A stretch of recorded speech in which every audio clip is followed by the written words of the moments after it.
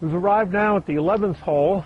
The golf course we're here fairly early in the morning, and the golf course has a lot of dew on it. It's really quite spectacular when you're on a course this early. It does affect the play on the course. When you have dew on the ground, it's always going to slow up the ball if the ball rolls. We'll see that more when we get down by the green. They haven't cut this green yet, so we'll have a dew trail on the green, which is quite interesting to see as we get down there.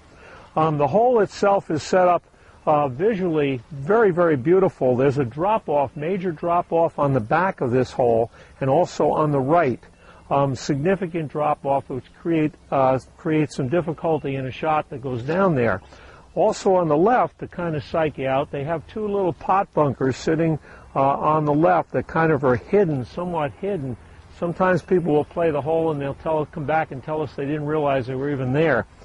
The green slopes from back to front in the back part of the green and from front to back in the front part of the green. So a perfectly placed shot has got to be very carefully structured. Also, usually where the pin is today on the back of the green, I'm going to have to hit this ball in a little bit left to right if I hope to get it close to the green. So I'm going to set up with a little bit of an open stance so I can see if I can get the ball moving a little left to right. Let's see what happens. We'll give it a go here. Take a few practice swings.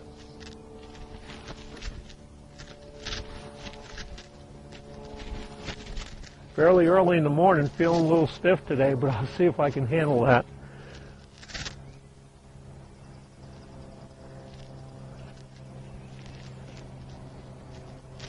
Okay, I feel pretty good, pretty square, pretty solid on this shot. Make one other minor adjustment here.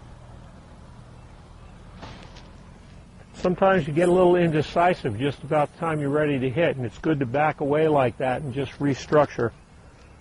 Square my club. Okay, that feels better.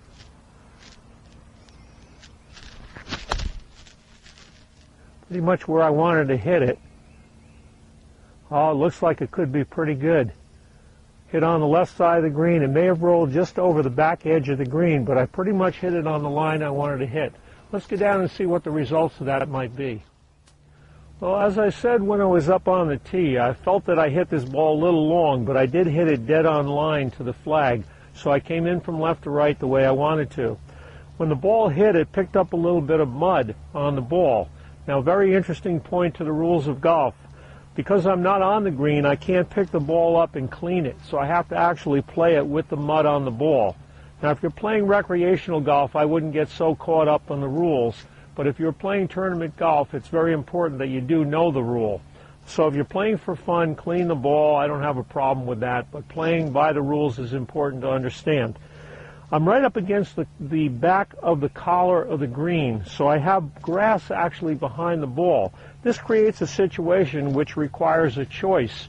I could play this shot with my putter, I could play with my wedge as a normal chip shot, or I might have to belly the ball, what we call belly the ball, with my sand wedge. So because the sand wedge has a flange on the back that's a little bit higher on the back than it is on the front, this will slip through the high grass right behind the ball very easily. So if I set up to belly it, now what I'm going to do is I'm going to play all three shots. So I'll talk a little bit about the problem with the three different types of shots, and we can check them out. So first I'm going to cast my sand wedge and my pitching wedge aside, and I'm going to try it with a putter. The difficulty with the putter is the putter blade is going to get caught up in the high grass. But if I concentrate real carefully, I can probably lay it on the top part of the ball and put some overspin on the ball and get it to roll down to the hole. Let's see what happens. I'm going to go back to my mantra again. Tick, tock. Not bad. The ball came off to the right. The reason it came off to the right is the club caught a little bit in the grass and kind of twisted the face of the club. Now let me try the same shot with my wedge. This would be my pitching wedge. And we'll place another ball right against the collar.